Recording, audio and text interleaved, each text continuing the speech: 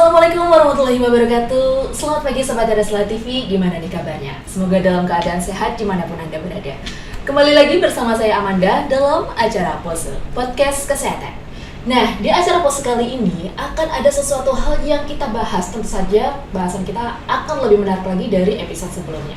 Kita akan kedatangan narasumber, yaitu spesialis konservasi gigi. Nah, kita nanti akan membahas mengenai tentang gigi berlubang. Nah, pasti semua pasien dewasa, bahkan anak-anak pernah mengalami hal ini. Oke, ini dia narasumber kita, Dr. Abidinda, spesialis konservasi gigi. Selamat pagi dokter. Selamat pagi. Alhamdulillah baik-baik saja. Alhamdulillah. Terima kasih banyak dokter sudah berkenan hadir di acara Pose atau Podcast Kesehatan kali ini.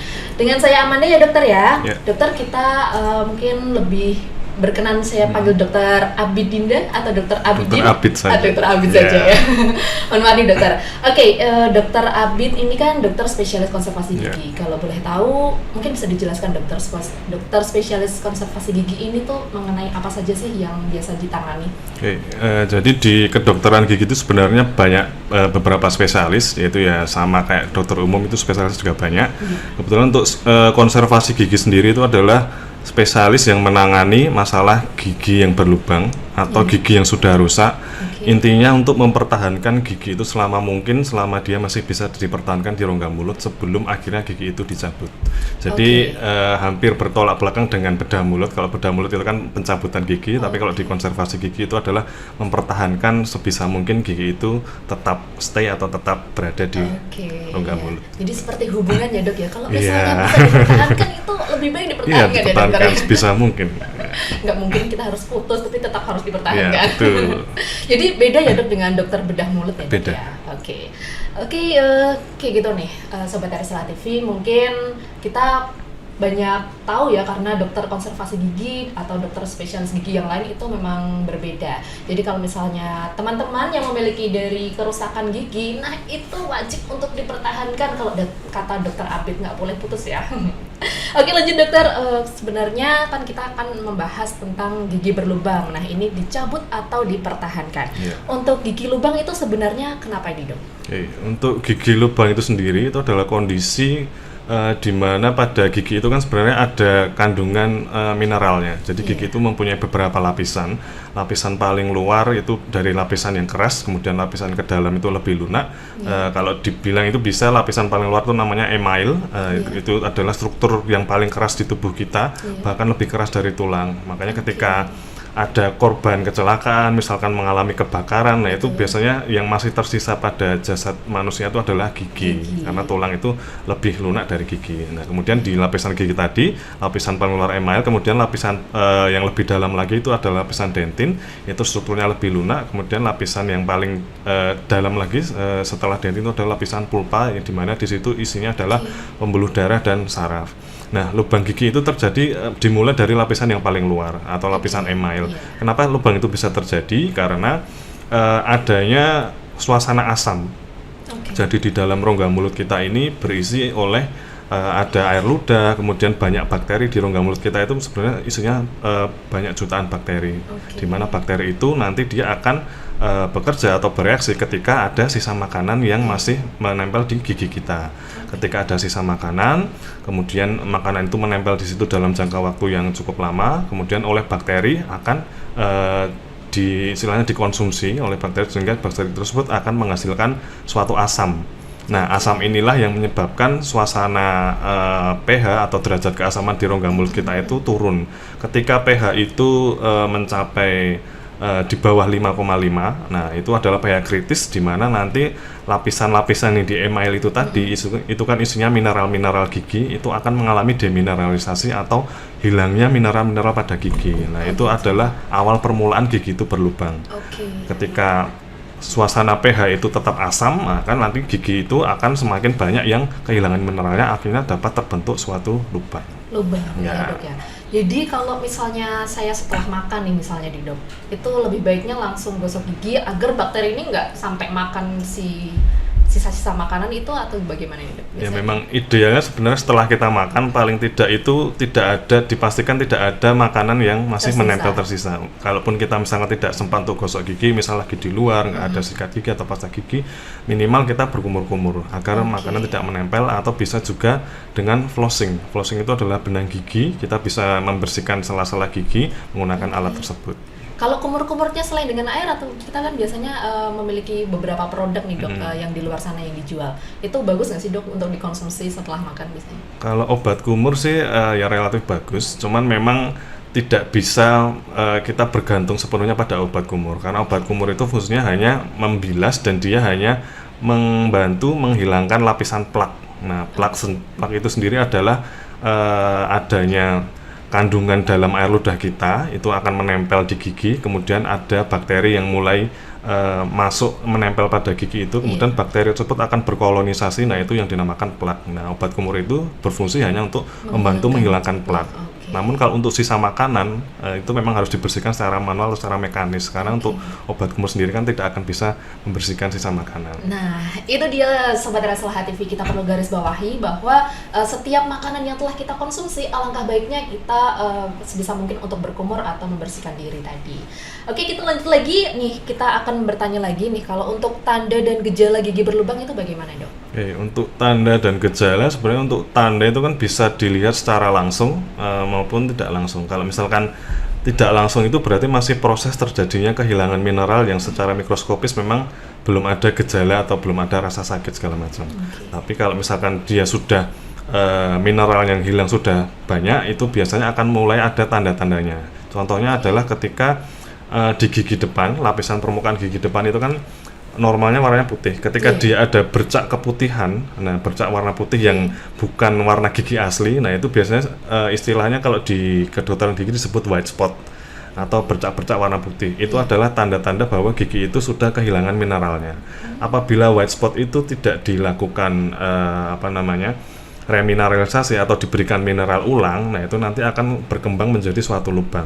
Itu tanda-tanda gigi berlubang. Kemudian semakin parah lagi apabila gigi belakang, nah itu juga bisa juga ada white spot maupun warna kecoklatan. Biasanya kalau gigi belakang kan permukaan untuk mengunyahnya kan ada garis-garisnya. Nah, garis itu apabila sudah berubah warna, misalnya menjadi hitam atau menjadi lebih kecoklatan, apabila kalau di kedokteran gigi kan ada alat tertentu yang dia bisa memasukkan ke dalam garis-garis tersebut. Apabila dimasukkan itu dalam, nah itu biasanya tandanya sudah ada lubang. Jadi secara kasat mata ada perubahan warna pada lapisan gigi. Kemudian kalau secara dia sudah berkembang besar, itu sudah benar-benar kelihatan kalau itu menjadi lubang. Ya. Jadi secara kasat mata itu terlihat ya? Sebenarnya kelihatan. Oke, bercak putih atau bahkan ada sampai kecoklatan atau memang sudah terjadi lubang. Oke. Untuk bercak putih atau bercak coklat itu lebih sering mana di gigi depan atau di gigi belakang? Kalau yang gigi belakang biasanya coklat sampai hitam. Tapi kalau misalkan di bagian gigi depan itu lapisan luarnya ini biasanya keputihan warnanya. Oke. Tadi kan dokter menyebutkan kalau gigi itu kan harus perlu mineral lagi, karena tadi kan kalau misalnya hilang dia bisa sampai berlubang. Nah, itu mungkin dokter bisa menyebutkan apa saja sih dok yang perlu kita konsumsi dengan menambah mineral itu atau ada? Untuk remineralisasi sebenarnya tidak bisa dilakukan pribadi oleh pasien ya. Jadi kalau misalkan sudah terjadi white spot seperti itu, memang di kedokteran gigi itu ada obat-obatan tertentu yang dia memang mengandung fluor dan mineral-mineral lain. Jadi nanti diaplikasikan oleh profesional dokter gigi agar menghilangkan white spot tersebut. Tapi apabila dengan sudah diaplikasikan itu white spot tidak menghilang, ya mau tidak mau harus ditambal. Gitu. Nah gitu nih Sobat Rasalah TV. Jadi kita ketika ada bercak putih yang tadi sudah disebutkan dengan Dokter Abid, maupun ada bercak kecoklatan di gigi belakang maupun di gigi depan. Nah itu alangkah baiknya kalau misalnya kita langsung periksa saja ke dokter spesialis konservasi gigi, karena lebih baik untuk dipertahankan ya dok ya. Maksudnya cara-cara untuk menghilangkan, karena itu tidak mungkin atau tidak bisa kita lakukan secara pribadi dengan obat-obatan yang ada di rumah maupun kita beli di luar tanpa dengan resep dokter. Kalau penyebabnya ini apa saja di dok, gigi berlubang itu? Penyebabnya seperti yang tadi sudah sempat dijelaskan ya, memang penyebab pertamanya itu adalah sisa makanan. Iya. Jadi apabila ada sisa makanan nanti dia akan diolah oleh bakteri. Kemudian yang kedua bakteri. Nah bakteri ini memang secara normal dia memang sudah berada di rongga mulut kita. Jadi dia memang secara normal tinggal di rongga mulut kita. Tapi apabila ada suatu substrat atau pemicu dia bisa mengeluarkan asam, nah sisa makanan itu bisa membuat gigi berlubang. Seperti itu. Jadi intinya adanya sisa makanan. Oke, jadi sisa makanan itu ya dok yang paling terpenting. Bahkan kalau sisa makanan tertinggal, kita tidak sempat kumur-kumur atau bahkan gosok gigi, itu jadi salah satu faktor untuk jadi penyebab gigi berlubang. Betul. Oke dok, untuk perawatannya nih dok, gimana nih perawatan gigi berlubang? Untuk perawatan gigi berlubang itu ada berbagai macam, tergantung dari tingkat keparahan dan vitalitas atau gigi itu sarafnya itu masih hidup atau tidak. Apabila gigi itu masih berlubang pada lapisan yang dangkal, lapisan pertama tadi yang sudah saya sebutkan, lapisan email, itu masih bisa ditambal biasa. Atau bahkan yang tadi kalau misalkan hanya white spot belum terbentuk suatu lubang atau kavitas, itu masih bisa diaplikasikan suatu bahan remineralisasi agar dia bisa kembali terreminar lagi. Kemudian apabila lapisannya sudah dalam mendekati lapisan yang kedua itu adalah lapisan dentin, di mana dentin itu berisi serabut-serabut saraf yang berasal dari lapisan ketiga yang pulpa itu tadi. Nah, ini untuk kedalaman lubang gigi ini juga berbeda-beda gejalanya. Kalau masih di lapisan paling luar, lapisan email itu biasanya belum terasa sakit kalau misalkan ada gigi berlubang. Masih belum terkena sarafnya. Kemudian yang kedua di lapisan dentin tersebut, apabila lubang itu sudah mengenai lapisan itu di mana ada serabut-serabut sarafnya, nah ini akan bereaksi ketika terjadi atau adanya rangsangan. Rangsangan di sini berupa misalkan makan minuman yang dingin atau sesuatu yang manis, nah itu akan memacu serabut saraf tadi untuk menstimulus saraf yang ada di jaringan pulpa. Itu kalau misalkan kedalamannya sudah agak dalam. Nah, semakin lebih dalam lagi, semakin mendekati sarafnya atau lapisan pulpa itu sakitnya lebih hebat lagi. Jadi tidak hanya dia terkena rangsangan, tetapi tanpa adanya rangsangan pun juga bisa menyebabkan rasa sakit. Jadi misal kita tidak minum, tidak makan yang manis, diam saja tiba-tiba nyeri, itu atau istilahnya nyeri spontan. Jadi ketika sudah terjadi nyeri spontan seperti itu, nah itu sudah tidak bisa ditambah langsung karena saraf yang ada di pulpa itu sudah mengalami iritasi. Ketika suatu saraf itu sudah mengalami iritasi, dia tidak akan bisa kembali menjadi sehat lagi. Nah, biasanya kalau yang sudah mencapai saraf seperti ini, kalau tidak dilakukan perawatan, itu nanti akan mencapai sarafnya, kemudian menyebabkan gigi tersebut bisa mati. Nah, untuk itu sebelum dia mati atau setelah dia sudah mati, itu perawatannya tidak bisa ditambah langsung, tapi harus butuh perawatan saluran akar atau mungkin kalau masyarakat awam menyebutnya perawatan saraf. Oh, udah sampai ke perawatan saraf gitu ya, Dok ya? Oke, untuk perawatannya ini tuh berbeda nggak, Dok, untuk anak-anak atau dewasa atau bahkan lansia? Oke, kalau kalau dewasa dan lansia itu kan sama-sama gigi permanen, jadi itu sama perawatannya, kecuali anak-anak dan dewasa, karena gigi anak-anak atau gigi susu dan dewasa itu berbeda. Tapi perbedaannya itu hanya secara ukuran dan memang beberapa juga ada perbedaan secara anatomi. Tapi untuk pengerjaan gigi anak itu sebenarnya ada spesialisnya sendiri. Nanti ada spesialis kedokteran gigi anak. Oh, gitu. Jadi gitu ya, Dok ya? Maaf, nggak tahu nih, Dok. Jadi ini perlunya untuk RSLA TV tahu apabila memiliki putra-putri yang ada di rumah yang memiliki mungkin kerusakan gigi, nah itu mungkin bisa konsultasinya ke dokter spesialis gigi anak. Tapi untuk spesialis konservasi gigi, spesialis dokter Abid ini, nah ini untuk teman-teman yang ada di rumah, dewasa maupun lansia yang memiliki kerusakan gigi, bahkan ya nanti mungkin bisa konsultasi langsung ke dokter Abid. Oke, Dok, mungkin bisa dijelaskan lagi untuk gimana sih, Dok, kok bisa terjadi nih gigi lubang apabila tidak dirawat, itu nanti bahkan kejadiannya seperti apa? Katakanlah gigi tersebut sudah memasuki lapisan saraf tadi. Nah, ketika memasuki lapisan saraf itu akan mengalami iritasi. Tanda-tanda iritasi adalah salah satunya nyeri spontan tadi. Ketika nyeri itu terjadi nyeri spontan, itu biasanya bisa nyerinya paling hebat. Jadi kadang-kadang pasien itu sampai tidak bisa tidur. Kemudian posisi misalkan di ketinggian itu juga bertambah sakit karena adanya tekanan udara, itu yang menyebabkan pasien biasanya minum obat. Kadang-kadang obat pun juga tidak bisa menghilangkan rasa nyeri itu karena giginya itu sarafnya sudah mengalami iritasi dan akan menuju ke kematian atau nekrosis. Nah, ketika saraf itu sudah mati, otomatis di situ kan ada iritan-iritan dari bakteri yang masuk melalui lubang tadi. Bakteri tersebut akan menginfeksi sarafnya sehingga semua dari sarafnya itu akan mati. Jadi saraf pada gigi itu masuk melalui gigi itu kan di dalam rahang kita kan ada rahang atas dan rahang atas dan rahang bawah. Masing-masing rahang itu punya ujung saraf yang besar. Kemudian dia akan mempersarafi gigi-gigi itu melalui ujung akar. Jadi di ujung akar gigi itu ada suatu lubang kecil tempat masuknya saraf dari rahang tersebut. Nah, kemudian di ujung akar tersebut saraf itu akan mengalir sampai ke bagian mahkota gigi melalui yang namanya saluran akar. Jadi gigi itu kan ada mahkota, ada akarnya. Nah, di dalam akar itu isinya saluran akar yang berisi saraf yang menuju ke mahkota.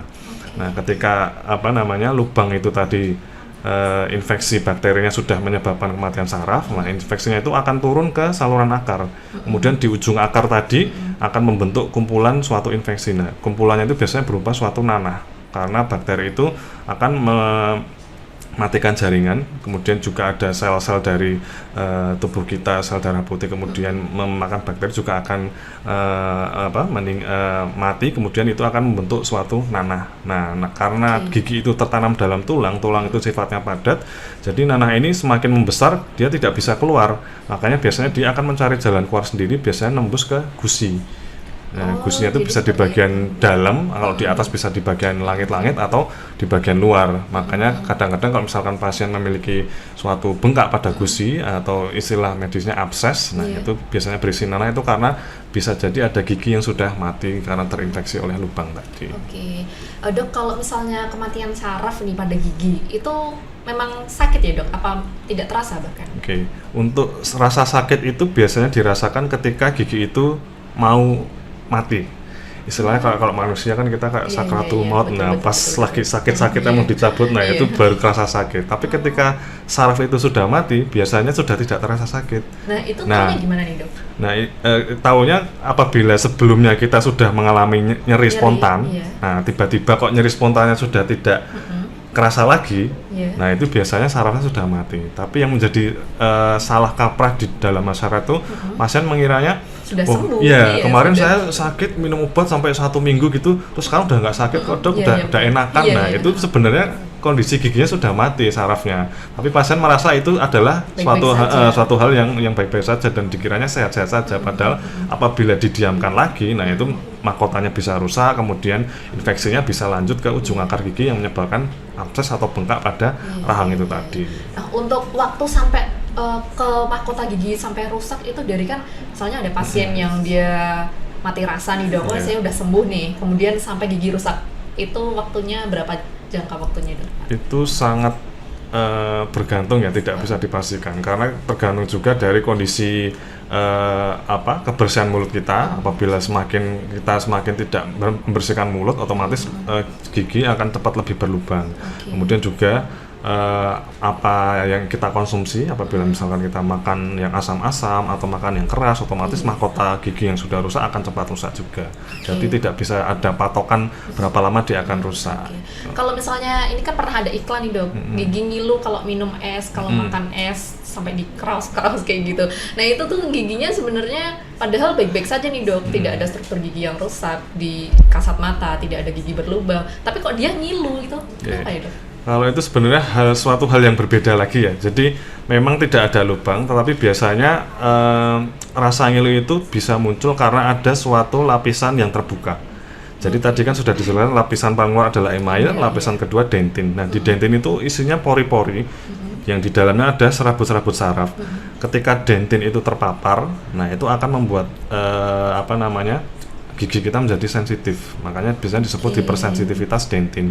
Itu biasanya juga pada pasien-pasien yang memiliki gusinya itu misalkan sikat giginya terlalu kencang, jadi ada lapisan yang terkikis, kemudian gusinya juga melorot. Nah itu kan akar gigi terpapar. Nah di akar gigi itu tidak ada lapisan email, sehingga akar gigi itu lebih rentan mengalami sensitivitas. Makanya pasien-pasien yang tidak ada lubangnya kok bisa sensitif, lah itu biasanya karena dentinya terpapar. Wah, sangat kompleks sekali ya nih Sobat Teras Leha TV. Jadi kita harus perlu perhatikan baik-baik nih. Jadi gigi baik-baik saja itu pun sebenarnya tidak baik-baik saja ya dok ya. Tadi dokter sudah menyebutkan beberapa perawatan nih Kak. Kalau misalnya untuk perawatan untuk saluran akar sendiri itu seperti apa nih? Oke, untuk perawatan saluran akar itu sebenarnya diindikasikan untuk gigi-gigi yang pertama dia mengalami nyeri spontan itu tadi. Jadi nyeri spontan itu adalah kalau di diagnosisnya kedokteran gigi itu adalah suatu pulpitis irreversible atau jaringan pulpa yang mengalami peradangan, namun peradangannya itu tidak bisa kembali menjadi sehat. Jadi adanya nyeri spontan. Nah, ketika sudah nyeri spontan itu bisa dilakukan perawatan saluran akar. Namun berbeda perawatannya apabila gigi itu sudah mati. Karena kalau misalkan yang nyeri spontan itu kan giginya masih hidup sarafnya. Nah, untuk saraf yang masih hidup itu nanti perawatan saluran akarnya kita anestesi dulu biasanya, dibius dulu, karena kita masih bisa merasakan bagian sarafnya itu. Karena kalau tidak di anestesi, nanti kan kita harus mengambil sarafnya itu pasti akan sakit sekali. Itu pun untuk anestesi itu juga kita harus melakukan banyak lokasi yang harus kita anestesi, baik itu di luar gigi sama di dalam giginya langsung. Karena kadang-kadang ketika suatu gigi itu sudah mengalami peradangan, obat anestesi itu akan susah untuk masuk, makanya kita perlu intervensi langsung ke dalam giginya. Nah kemudian setelah di anestesi baru diambil sarafnya. Ketika sudah diambil sarafnya, kita membersihkan saluran akar. Nah untuk saluran akar itu nanti membersihkannya menggunakan suatu alat jarum kecil-kecil. Jadi nanti ada, kalau misalkan pasien yang sudah pernah periksa ke konservasi atau menjalani perawatan saluran akar pasti pernah melihat ada jarum kecil-kecil. Nah, jarum kecil-kecil itu fungsinya untuk membersihkan saluran akar, kemudian melebarkan dan membentuk saluran akar itu seperti corong seperti itu. Fungsinya apa? Karena nanti kita akan membilas saluran akar itu menggunakan suatu cairan irigasi yang fungsinya untuk melarutkan jaringan-jaringan sudah mati tadi. Apabila kita tidak menggunakan jarum untuk membesarkan saluran akarnya, nah itu nanti cairan irigasinya tidak akan bisa masuk maksimal. Nah kemudian setelah diirigasi, saluran akar itu akan diberikan suatu obat untuk sterilisasi. Nah, sterilisasi itu fungsinya untuk membunuh bakteri, baik itu kumpulan nanah yang ada di bawah akar gigi ataupun di saluran akar itu yang masih ada bakteri yang tersisa, itu akan kita berikan suatu obat di dalam saluran akarnya itu untuk menghilangkan infeksi-infeksi tersebut. Nah, nanti obat itu biasanya kita aplikasikan selama 1 minggu. Makanya perawatan saluran akar itu butuh waktu yang sangat lama. Pasien harus benar-benar sabar karena setiap kali kunjungan pun juga kita untuk aplikasikan obat kan paling tidak 1 minggu. Kemudian nanti setelah kontrol dicek lagi, kalau misalkan memang sudah bersih ya bisa diisi, tapi kalau misalkan memang belum bersih ya kita bersihkan ulang sampai dia bersih dan nanti kemudian bisa diisi. Nah, isi dari saluran akar itu setelah dia tadi diaplikasikan sterilisasi itu, nah misalkan sudah tidak kapan dia bisa diisi itu adalah tanda-tandanya apabila sudah tidak ada keluhan. Misalkan awalnya keluhannya buat makan sakit, sekarang udah nggak sakit, oh berarti sudah ada penyembuhan. Kemudian yang kedua dicek langsung di saluran akarnya itu, apabila memang sudah bersih, sudah tidak ada tanda-tanda nanah atau infeksi dari bakteri, nah itu berarti sudah siap untuk diisi. Nah, untuk mengisi bahan saluran akar tersebut kita menggunakan suatu material yang dia sifatnya padat sehingga tidak akan ada infeksi yang bisa keluar masuk lagi. Jadi istilahnya saluran akarnya setelah diambil sarafnya, dibersihkan, disterilkan, kemudian diisi suatu bahan yang padat biar tidak ada infeksi keluar masuk. Nah, setelah diisi baru nanti bisa ditambal permanen. Oh, jadi bisa ditambal permanen gitu ya, Dok ya. Tapi juga perawatan saluran akar itu juga mempertimbangkan sisa jaringan keras atau sisa mahkota gigi yang tersisa. Apabila mahkotanya masih banyak, nah itu masih bisa memungkinkan untuk dipertahankan. Tapi apabila misalkan dia mahkotanya sudah hilang, sudah tinggal akar, nah itu juga nggak bisa dipertahankan karena percuma kita melakukan perawatan saluran akar apabila nanti kedepannya gigi itu tidak bisa dilakukan penambalan atau suatu restorasi. Tapi tidak bisa ditambah gigi palsu gitu, Dok? Kalau gigi palsu berarti nanti harus dicabut dulu giginya. Oh iya. Ya. Iya, itu kalau misalnya kan banyak nih kadang pasien perawatan akar gigi kan ini sangat lama ya dok dan perlu kesabaran yang ekstra. Iya. Nah itu kalau misalnya pada saat pertama tadi sudah dilakukan perawatan akar gigi, dibersihkan segala macam di anestesi, kemudian dia ini kurang taat nih kalau misalnya makanannya masih sembarangan, masih makanan asam, manis gitu yang mengganggu dari akarnya itu. Nah itu apakah kita perlu mengulang lagi atau mungkin bisa evaluasi lagi? Ya, jadi selama kita menjalani perawatan saluran akar itu kan ada obat di dalam situ yang fungsinya untuk mensterilisasi tadi. Kemudian nanti akan kita tutup dengan suatu tambalan tapi sifatnya sementara. Oh gitu. Nah, karena kenapa tidak ditambal permanen? Karena kan nanti untuk membongkar lagi, untuk membuka itu kan akan PR lagi, nanti akan lebih susah, makanya ditambal dengan tambalan sementara. Nah, tambalan sementara ini juga sifatnya berbeda dengan tambalan permanen. Dia tidak sekeras tambalan permanen dan dia punya sifat bisa larut, bisa keropos kalau misalkan bisa hancur kalau kita makan suatu makanan yang keras. Apalagi kalau misalkan ini tidak kontrol dalam jangka waktu yang lama. Yang pertama, obatnya nanti efektivitasnya bisa habis. Yang kedua, semakin lama tambalan sementara bisa hancur. Ketika sudah hancur nanti ada kebocoran. Nah, di dalam rongga mulut kita kan banyak bakteri tadi, bakteri masuk lagi. Nah, ketika bakteri masuk lagi, terinfeksi ulang lagi membersihkannya. Wah itu repot banget ya. Jadi untuk bagi pasien nih ya, terutama pasiennya Dokter Abid mungkin yang sekarang sedang menjalankan perawatan akar, jadi mohon bersabar ya, karena perawatan akar ini harus ekstra sabar dan karena prosesnya sangat panjang, jadi harus perlu diperhatikan makanan maupun minuman yang sedang dikonsumsi. Oke dok, jadi kapan nih dok gigi berlubang itu harus dipertahankan atau dicabut? Jadi kapan gigi itu dipertahankan, kapan dicabut, itu pertama melihat dari kondisi sisa struktur jaringan keras gigi yang tersisa. Seperti yang tadi sudah disebutkan, apabila misalkan mahkota gigi itu masih utuh, lubangnya hanya dari dalam saja, dari tengahnya, itu sangat memungkinkan untuk dipertahankan. Nanti bisa tambalan akhirnya menggunakan tambalan sinar biasa. Namun apabila gigi itu sudah kehilangan 1 atau 2 dinding, nah itu juga masih bisa diupayakan. Apabila dindingnya yang hilang lebih banyak lagi, nanti bisa dipertahankan, namun perlu tambalan yang tidak biasa. Jadi tambalan tidak biasa itu misal menggunakan suatu crown atau mahkota jaket, karena struktur dinding giginya sudah tidak kuat untuk menopang tambalan. Nah, itu masih bisa dipertahankan. Nah, biasanya untuk mempertahankan itu sisa jaringan gigi yang tersisa itu paling tidak mahkotanya paling enggak misalkan tingginya sekitar 2 mm, ketebalannya juga 1 sampai 2 mm. Itu masih bisa dipertahankan, tapi nanti dengan bantuan crown itu, dan perlu juga dilakukan pemasangan pasak di dalam saluran akarnya. Tapi kalau apabila mahkotanya sudah hilang, jadi benar-benar tinggal sisa akar, nah itu sudah tidak bisa dipertahankan. Ya mungkin langsung dicabut. Kemudian yang kedua, berdasarkan kedalaman. Apabila lubang itu semakin dalam, misalkan dia sudah sangat jauh di bawah gusi, kan gigi itu kan tertanam dalam tulang. Di bagian sini adalah mahkota, di bagian sini akar. Ketika lubang itu sudah mencapai akar atau dia letaknya di bawah gusi dan di bawah tulang, otomatis kita tidak akan bisa menambal di bagian sininya.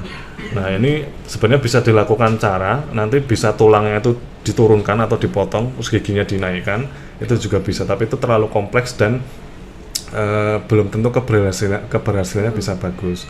Makanya untuk keberhasilan yang bagus itu apabila sisa mahkotanya itu masih ada sekitar 2 mil itu tadi. Jadi kalau misalkan suatu lubang itu sudah mencapai akarnya, nah itu kemungkinan besar akan dicabut, karena kalau dipertahankan prosedurnya kompleks dan kemungkinan keberhasilannya juga tidak bagus. Untuk penambahan mahkotanya ini tuh beda lagi ya dok dengan gigi palsu ya? Iya beda. Jadi kalau penambahan mahkota atau crown atau jaket crown, mahkota jaket, itu kita masih mempertahankan akar gigi dan struktur jaringan mahkota yang tersisa. Jadi kita masih butuh dukungan gigi asli yang kemudian nanti akan kita selimuti dengan suatu mahkota. Kalau gigi palsu itu biasanya giginya dicabut seluruhnya, akarnya hilang seakar-akarnya, kemudian nanti dia akan melakukan penyembuhan yang akarnya tadi terbuka, bagian tulang itu terbuka, kemudian dia akan menutup gusinya juga. Nah, nanti setelah terjadi penyembuhan tulang yang stabil, baru ditumpuk dengan gigi palsu. Seperti itu. Nah itu dia Sobat RSLH TV, karena prosesnya sangat panjang ya untuk perawatan akar gigi. Jadi mungkin Sobat RSLH TV perlu diperhatikan nih mulai dari sekarang, jangan sampai ada makanan atau minuman yang tersisa ya. Oke dokter, untuk closing statement tentang gigi lubang dicabut atau dipertahankan mungkin bisa disampaikan kepada Sobat RSLH TV. Mungkin dokter bisa berbicara sekaligus bisa mengedukasi untuk bagaimana nih cara mencegah gigi berlubang.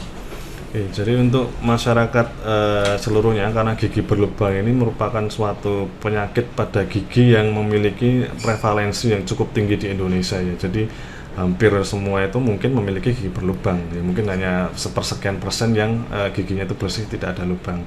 Nah, untuk gigi berlubang itu sendiri ya gimana caranya? Kita harus mencegahnya terlebih dahulu. Untuk pencegahan gigi berlubang kita bisa gosok gigi atau sikat gigi minimal 2 kali sehari, yaitu pagi setelah sarapan dan malam sebelum tidur. Namun apabila melakukannya lebih itu tidak masalah. Kemudian yang kedua, menyikat gigi tidak hanya sembarang menyikat gigi, tapi kita juga harus menggunakan teknik dan cara menyikatnya yang benar. Karena misalkan kita menyikatnya terlalu kencang pun juga nanti malah berakibat lapisan gigi itu bisa terkikis. Nah, kemudian kalau kita caranya juga salah, kita sudah merasa saya sudah sikat gigi tapi ternyata sisa makanannya masih ada, itu kan juga tidak benar juga. Jadi harus selain frekuensinya 2 kali sehari, juga cara menyikat giginya juga harus benar. Kemudian apabila mengalami gigi berlubang, segera periksa ke dokter gigi, karena semakin ditunda gigi itu akan semakin parah, perawatan akan semakin kompleks, biaya juga akan semakin mahal. Oke, itu dia Sobat RSLH TV, Sobat Pose atau podcast kesehatan kali ini. Kita telah membahas mengenai tentang gigi berlubang, itu dipertahankan atau perlu dicabut. Nah jangan lupa untuk podcast kesehatan yang di datang episode selanjutnya, Manda tetap ingetin untuk selalu dukung channel RSLH TV, untuk subscribe dan jangan lupa untuk komen apabila ada pertanyaan yang akan diajukan untuk Dr. Abi Dinda, nanti akan mungkin disampaikan di kolom komentar lagi. Terima kasih Dr. Abi telah mengisi podcast episode kali ini. Semoga tidak bosan-bosan dan sampai jumpa lagi ya Dok ya. Mohon maaf apabila ada kata yang salah maupun perbuatan. Manda pamit undur diri beserta Dr. Abi Dinda, spesialis konservasi gigi. Terima kasih. Wassalamualaikum warahmatullahi wabarakatuh. Sampai jumpa. Buah naga dibagi-bagi. Cakep. Makan banyak, berlari-lari. Cakep. Mari jaga kesehatan gigi. Cakep. Senyum indah berseri-seri. Cakep.